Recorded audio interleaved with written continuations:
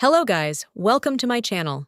In this video, I'll show you how to fix Fatal Frame 2 Crimson Butterfly Remake, not launching, crashing, freezing, or black screen on PC. Now verify the game files. Open Steam, right-click the game, go to Properties, Installed Files, verify integrity of game files. Then launch the game.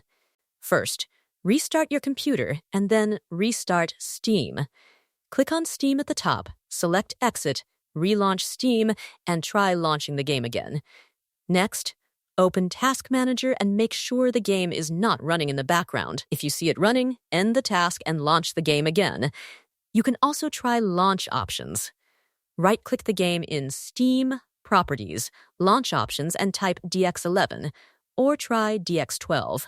If the issue continues, go to C Drive, Users, Your Username, App Data, Local. Then find the Fatal Frame 2 Crimson Butterfly Remake folder and rename or delete it. Also update your graphics driver from the NVIDIA or AMD website and make sure Windows is updated. If nothing works, reinstall the game to a different drive. Thanks for watching, and please like the video and subscribe to the channel.